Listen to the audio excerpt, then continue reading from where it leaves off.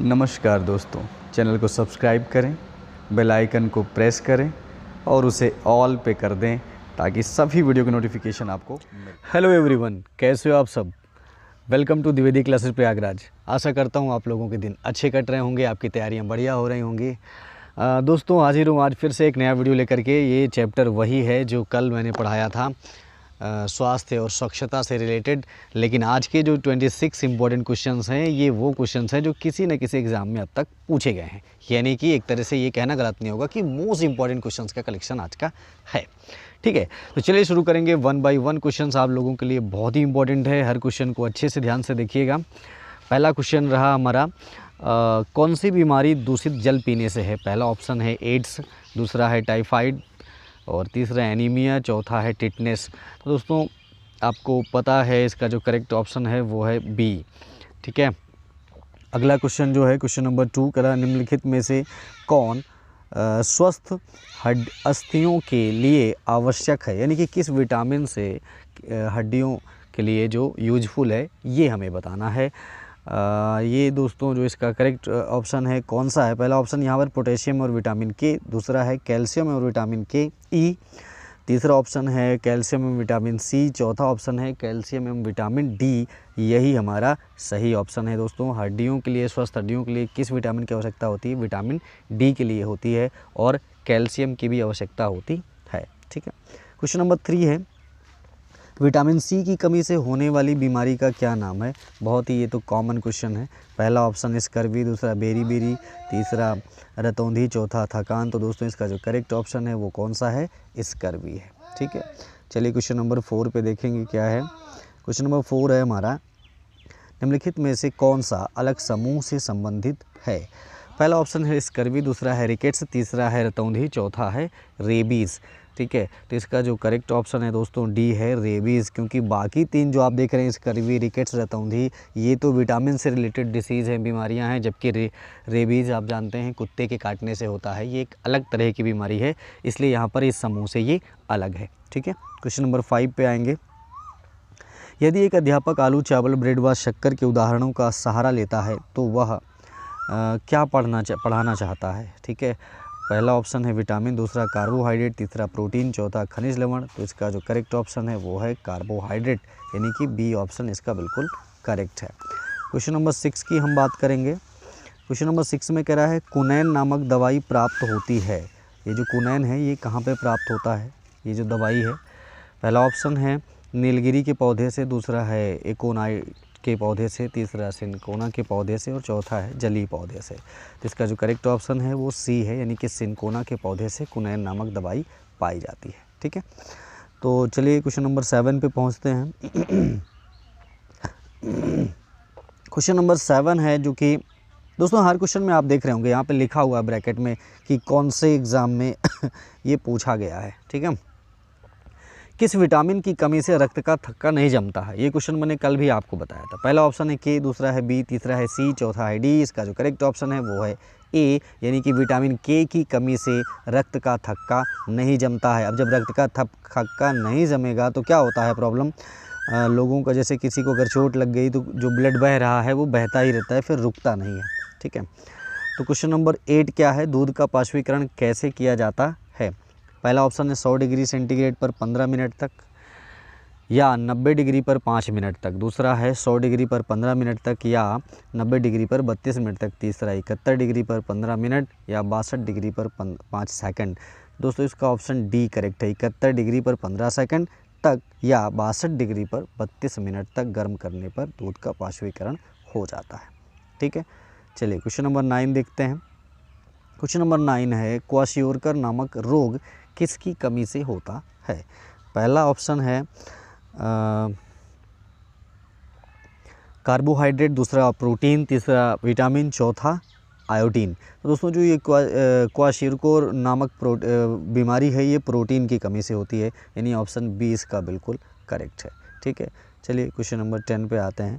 Question number 10 है हमारा यहाँ पे, हमारे पर्यावरण को बचाने के लिए 3 प्रकार के आर हैं।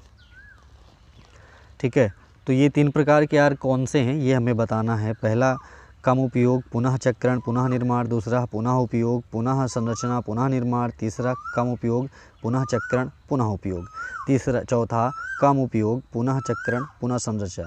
दोस्तों ये सी वाला इसका सही है, मतलब कम उपयोग। पर्यावरण के बचाने के लिए हमें क्या करना चाहिए, कम उपयोग करना चाहिए, पुनः चक्रण यानी रिसाइकल करना चाहिए और फिर से उपयोग करना चाहिए। ठीक है, यानी सी ऑप्शन इसका बिल्कुल करेक्ट है। क्वेश्चन नंबर 11 पे आएंगे। कह रहा है वायरस से होने वाला यानी विषाणु से होने वाला कौन सा रोग है।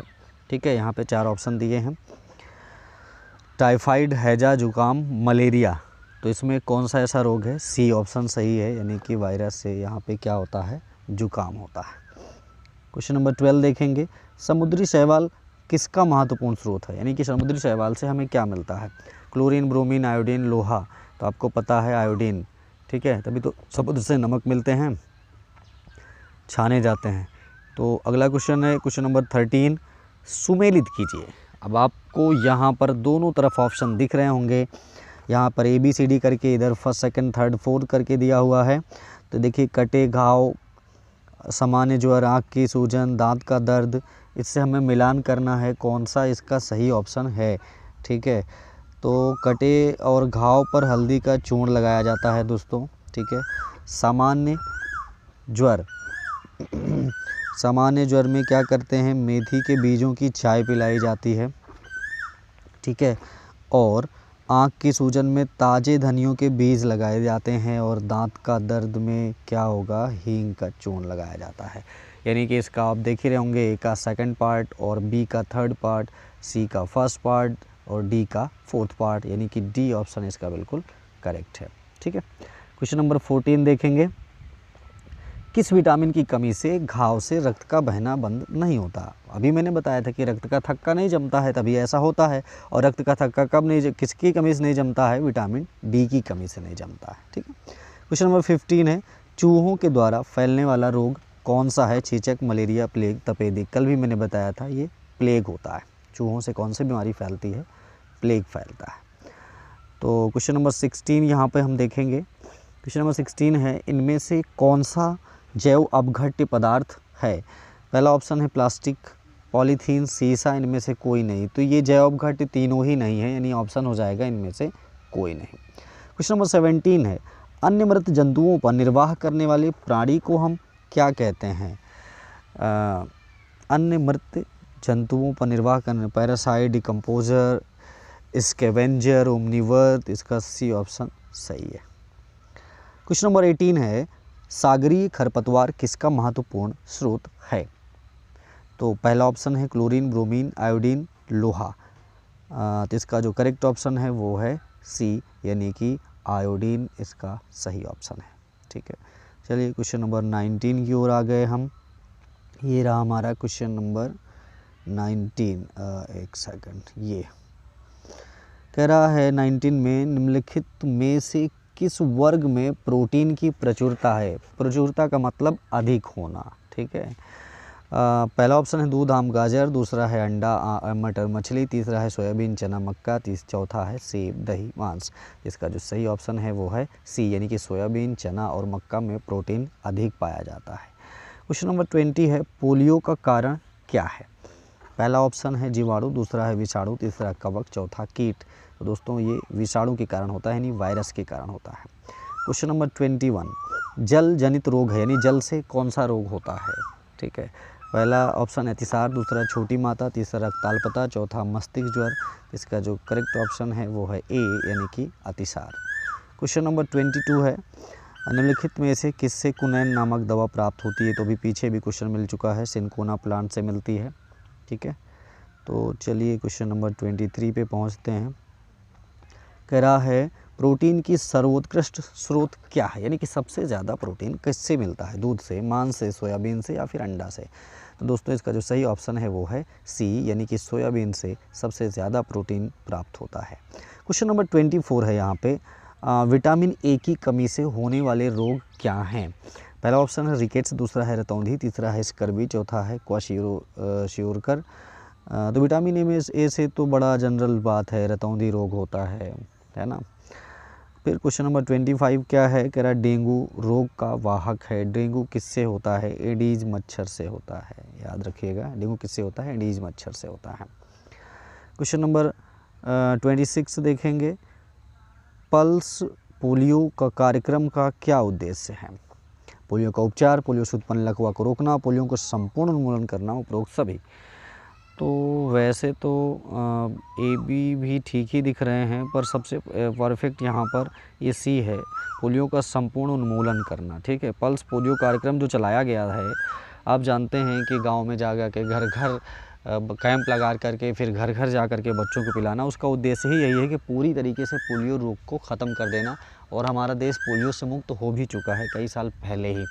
तो दोस्तों ये रहे आज के इंपॉर्टेंट 26 क्वेश्चन। आई होप आप लोगों को बढ़िया लगे होंगे। अगर अच्छा लगे तो वीडियो को ज़रूर लाइक कर दें और अपने दोस्तों में शेयर कर दिया करें जो लोग पढ़ने वाले हों। आपका महज 10